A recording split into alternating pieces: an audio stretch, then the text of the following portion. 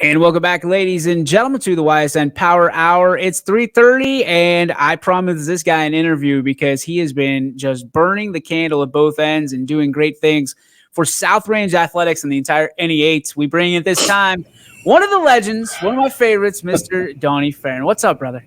How you doing today, DJ? I'm great. How are you? Really good, really good. It's busy season, just getting ready for middle school and high school wrestling tonight. It's going to be an exciting night here at South Range with our high school wrestling program. I got to give it to them.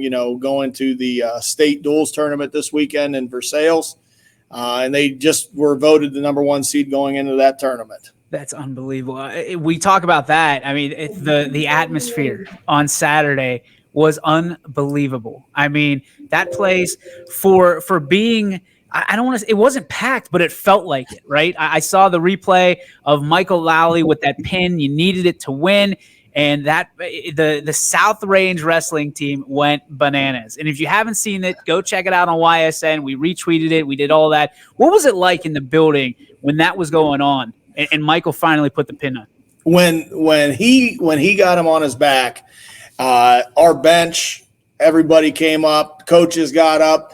And then when they finally hit that mat and pinned him, it was the entire place just exploded. And, it was one of those things that, yeah, you're right. At that point, it was 30-29. He gets the win. The next match, if that would have ended up being a pin, we would have lost by 1. Yep. Whereas when he did that, it was lights out, no chance, we won it. South Range, I mean, you guys have really established a great wrestling program. There's been a lot of names that have come through there naturally. For those who are just starting a wrestling program, you guys were there at one time. What do you have? Is it just a patience thing of being able to establish and just continue to be persistent with that wrestling program? It is. I mean, a lot of our coaches that we have had and that we have now, those coaches started out at the youth level and, have worked their way up, and they continue to go back to the youth programs and help them out. The kids go back and help them out. One of our former coaches, Bill Gehring, he is now running our youth program. So, what you need to do at the high school level, they're getting to them at the youth program, and it just filters all the way up. And I mean, for us to have 30 kids on our varsity wrestling team is incredible. I mean, that's, you look at the schools in this area, like a Beaver Local, Canfield, Howland, those schools all have those traditions of wrestling. And now I think that you can put South Range in that same category with them, with what we have done the last 6-7 years. And it just keeps building from there. And I think you hit the nail on the head. And something we've talked about before off the record is the way that South Range constantly kind of moves from the high school or the amateur all the way back down to the youth. And you guys, you learn it from the youth age up. This is how we do things at South Range. Other schools try to kind of copycat that, and there's a respect that they have for you and what that your programs have accomplished.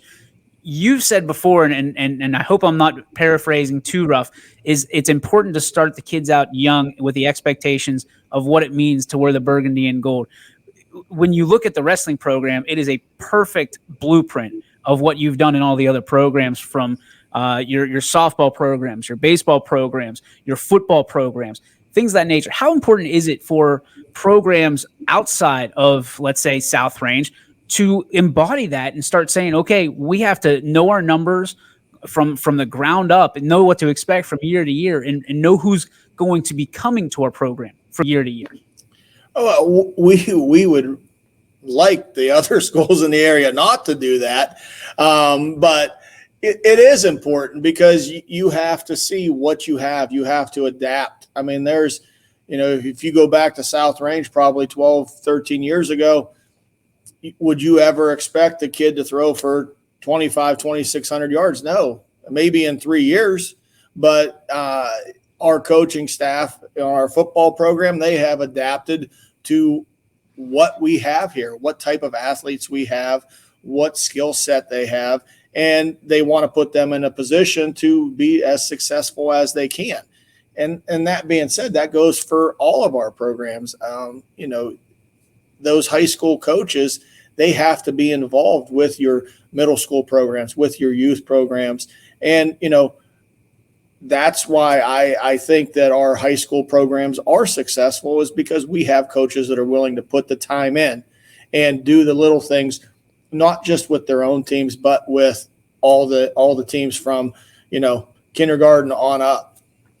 Yeah, I think one of the biggest things that nobody ever kind of dials in is the opportunities that athletic directors and especially at South Range, you guys give your kids opportunities to go places and be seen, right? So you look at highlight the band here for a minute. The band goes to Disney World. They do that. That's a great thing for the kids. You do that once every 4 years, I think.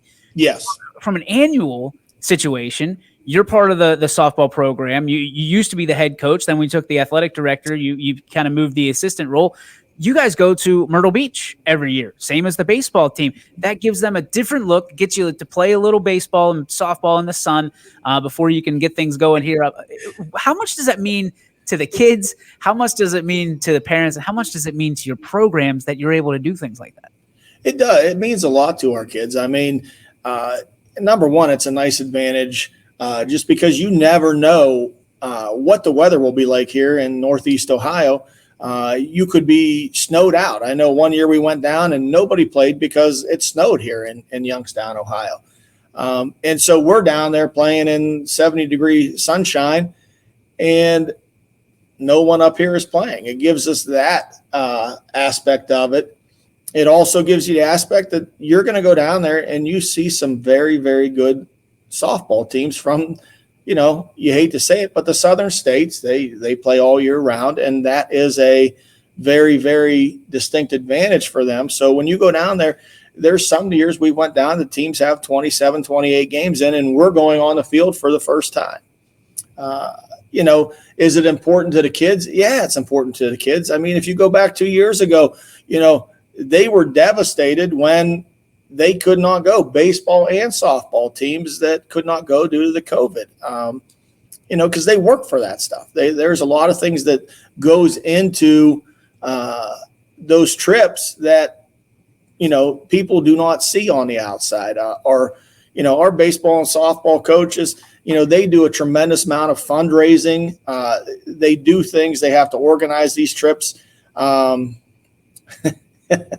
I knew somebody was going to say something about that flag. I can move it. I got a Steeler one behind it, though. So, they organize a year in advance for these trips. When, I know softball wise, when we leave down there, Coach DeRose, when he goes to check out of the rooms, he goes to the resort and he says, hey, this is our break next year. We want to reserve these rooms. So you're looking at an entire year in advance on some of this. And not only is it great for on the field, but it's even better for off the field. Being able to have that team bonding, and I've been there to experience it. The team bonding, the coach bonding, the just having parents being able to talk to coaches, right there. I mean, you're staying in the same hotel. It's great, and you've seen the fruits of your labor because last year in the state championship, you look at the baseball team a handful of years ago, they win the state championship. Is part of this process, attributed to being able to go and play that tournament down there that you guys absolutely love in North Myrtle? It is. It is because you are seeing teams that are, at a high level of competition. And, so I think that pays off. I mean, Coach DeRose had said it before that, we were in some tight games down there. We lost a game. We've still not gone down there and went undefeated. And I mean, we've had some pretty good teams, but we can never go down there as a softball team and win every single game. We always get tripped up. I mean, last year we got tripped up and it was a 9-8 game, and, their pitcher was good. It wasn't like she wasn't a good pitcher, but, we did what we needed to offensively. We just, fell short on our defensive side of it that game. But yeah, I mean, when you're in tight games down there, then, once we started the tournament action last year, our games were not blowouts. They were one-run games. And I think that, going down there and playing the competition allows those girls to be comfortable in doing that. Now, I do have a question that I'm not allowed to ask, and I will stick to that. But, I mean, South Range being part of the original NE8 when it was combined, and obviously everybody's heard, and we've discussed it on the show, about Jefferson leaving. We're not going to ask you who or what you're looking for from a team perspective to bring into the NE8 for that 8th team, if you are indeed doing that. But what I want to know from you, from an athletic director's perspective, is we talk to coaches week in, week out, and they talk about just the absolute, it's a schedule. It is a gauntlet when you go through that NE8. As an athletic director, when you sit at those meetings, and I've been part of them, you guys sit around and smirk because you know that the NE8 has become one of the elite conferences in the entire Buckeye State. What does that mean whenever you have people that are dying to become part of the NE8 because of what it means from a media standpoint, from a point standpoint, and from just a prestige standpoint of being part of that conference? As a South Range person and a South Range school district, we feel extremely lucky, that those other 7 schools thought of us in that way to think we could, come into their league and be a benefit to it. It is nice. And I do think that, size-wise, schools, it is probably one of the best conferences in Northeast Ohio for sure, unless it's in even the possible of the state.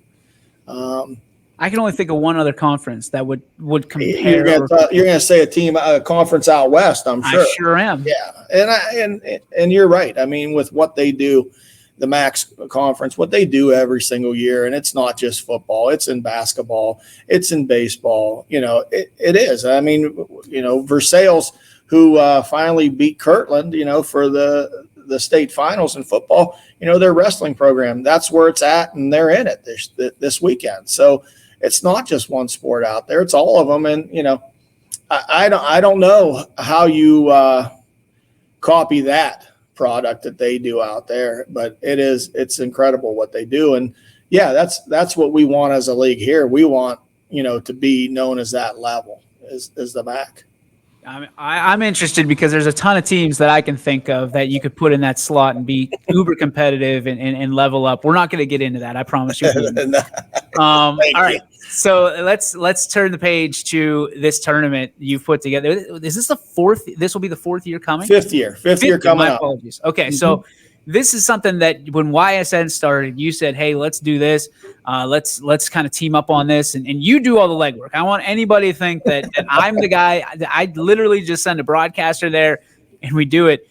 But Donnie, this has become one of the best tournaments. And I'm not even exaggerating. You look at the teams that you have started to bring in and you have brought in from the jump. You had to expand it this coming year to include as many teams. Talk about this tournament, what it means to you. This is kind of like your baby a little bit, right? Yeah, I do. I mean, my father, who, he coached the girls basketball team for years here. He was the athletic director here. He went on to Hiram College and coached the girls basketball team there. So I've had that background, with him.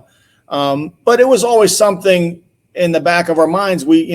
Do we want to do a boys tournament, a girls tournament? What do we want to do? But something we wanted to start was that holiday tournament, and we did it 5 years ago. And at that point we had mostly local Youngstown area schools here, and it just kept expanding to okay. Now we bring in an Akron Hoban, we had a connection with Akron Hoban with their coach, Pam Arnold. Her mother was our high school secretary for years, and her grandfather was our superintendent for years.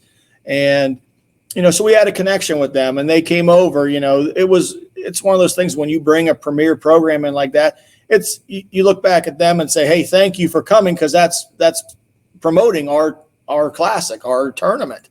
And this year we decided that we wanted to expand it to 12 teams.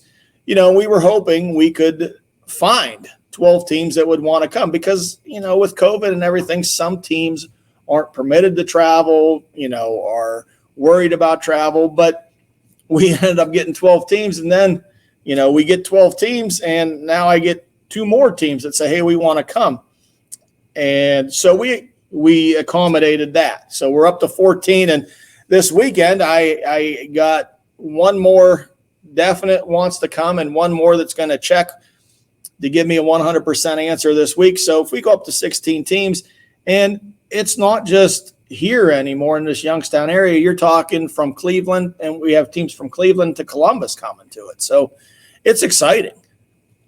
And I love the fact that it's here. It's local. It's right in our backyard. And we're showcasing the wonderful facilities of South Range. And I think didn't you say if it's 16, we have to do multiple gyms for the varsity? Or we do. No, it'll still be, even with 16 teams. And I've done a little bit more research. I mean, what we want to try to do with this tournament is to try to match the classic in the country down at Berlin Highland. I mean, wow. They bring teams in, we haven't got those out of state Las Vegas teams to come in yet, but we have had some inquiries from Pennsylvania. So we'd like to make it like that, and the thing that we do, I think here, is we're not saying this is a varsity tournament. You're coming to our tournament. Your JVs are going to get 2 games. Your varsity is going to get 2 games, because it's tough, on teams to say, hey, we're going to this tournament, but our JVs are losing 2 games out of the year, because then your feeder programs aren't getting the maximum games that they can get. And, by doing what we do, we stagger the game time starts, and we use our middle school gym, which is as nice as a lot of regular high school gyms for our JV games. And then all of our varsity games are in our high school gym. And if we stay at the 14 teams, you're starting at 10 o'clock in the morning, and, the last game will tip off at 7:30 at night. You said something in there that kind of hit a nerve for a lot of ADs. I'm sure you guys have been really blessed to have kids come out for your programs year in, year out, annually, but you're starting to see the falling of numbers all over the place. And especially with JVs, you're playing 2 quarters or you're not playing at all. Where do you think that is going to lead in the future? Obviously, from a standpoint of not being able to get those valuable minutes, from JV standpoint, do you think it's going to hurt the varsity as well down the line?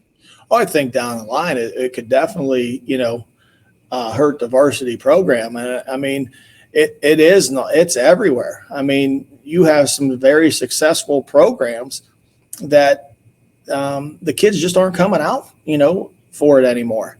And, I don't have the answer for that. If I did, I would love to share it, but it's everywhere. I mean, it's here. I mean, our girls basketball team's been to the regional finals the last 2 years, and our numbers are down. It's everywhere, and it's a very difficult thing to schedule for athletic directors, because you're looking at it as, okay, now we got to make sure all the parents no, hey, I don't want a parent showing up at 7 o'clock, but the game tipped off at 6:15, so they've missed the entire first half. And it's an very, very difficult to plan your routines when you get used to certain things too. I mean, as well as I do, a JV or a varsity basketball player, boys or girls, just says, hey, at halftime, I'll get in my routine. I'm going to go out and shoot. I'm going to do the things I do every single game. And when you say, okay, well, tonight you're going out from the very beginning because we don't have a JV game, or, hey, you know what? There is no halftime. We're playing 2 quarters and you got to go out. It just throws the kids off their routine.